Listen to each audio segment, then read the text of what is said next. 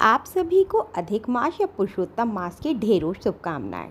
हम सभी जानते हैं कि इस मास में किसी भी प्रकार के शुभ या मांगलिक कार्य नहीं किए जाते हैं, लेकिन इस महीने में भगवान श्री हरि विष्णु का पूजन ज़रूर करना चाहिए।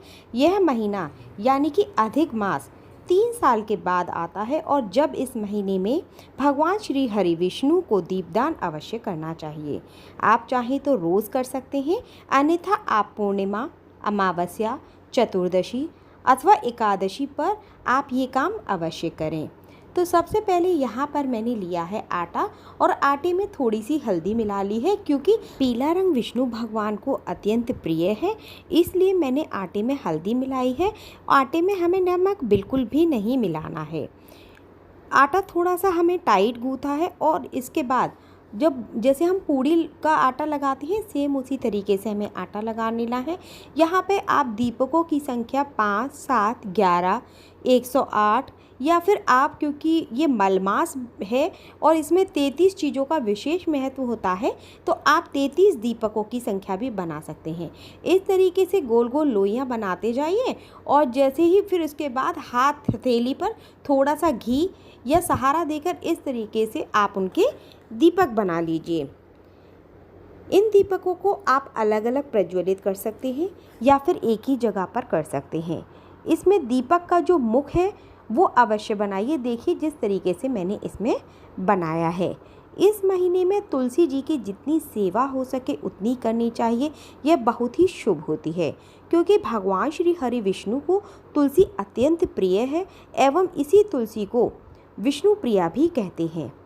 इस तरीके से जो हमारे दीपक थे, यहाँ पर मैंने 11 दीपकों का दीपदान कर रही हूँ, इसलिए मैंने 11 दीपक तैयार किए हैं। अब आप इसमें सरसों का तेल डालिए।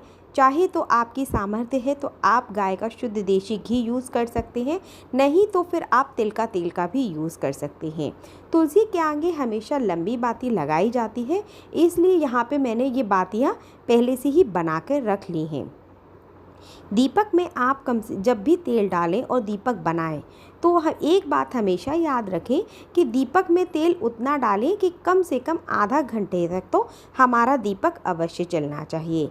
दीपक जलाने से पहले उन पे ना हल्दी कुमकुम का एक बार टीका अवश्य कर दें और आपके घर पे सफ़ेद या काले तिल जो भी हो, दीपकों में थोड़ा थोड़ा सा अवश्य डाल दें। जब हम एक बार दीपक दान कर देते हैं तो उसके बाद हमें आता है कि ये दीपक आप पीपल के वृक्ष के नीचे, आंवला वृक्ष के नीचे, बरगद के नीचे, मुख्य द्वार के पास, घर के मंदिर में, शिवलिंग के पास, या फिर इन दीपकों को आप किसी नदी, जहाँ पर भी घर में पीने का पानी रखा जाता है, वहाँ पर आप प्रज्वलित कर सकते हैं। मैंने यहाँ पर तुलसी के नीचे दीपदान किया है और सबसे पहले जो मेरा टाइल्स का फर्श था या जो बालकनी है, इस तरीके से मैंने थोड़ी सी हल्दी डालकर उसको लीप लिया है, जैसे पुराने ज़माने में घरों की लीपा जाता था। उसके बाद यहाँ पर मैंने बनाया है आटे का चौक बनाइए। आप चाहें तो स्वास्तिक बना सकते हैं, क्योंकि सबसे शुभ चिन्ह जो हमारे पुराणों में माने जाते हैं वो यही माने जाते हैं।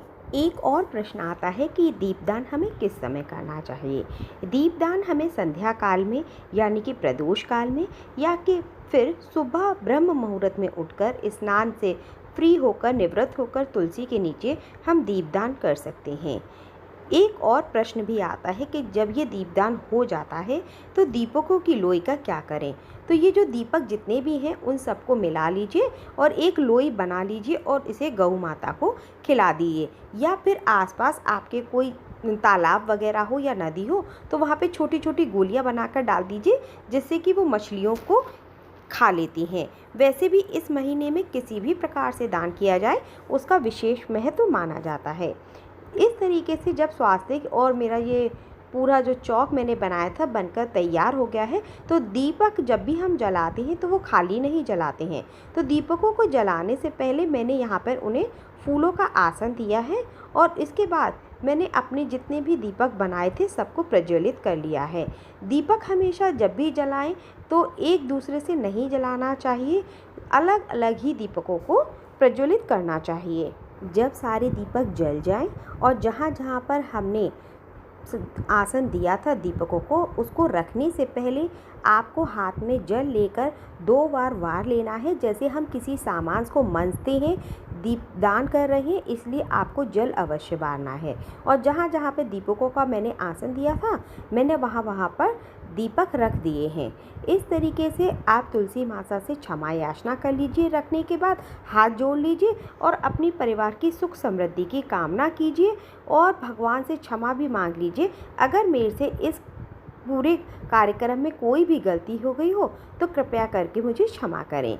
इस तरीके से दीपदान करने का अगर ये तरीका आपको पसंद आया हो तो कृपया करके मुझे लाइक करें, सब्सक्राइब करें और अपने दोस्तों को शेयर करें। राधे कृष्णा आप सभी को।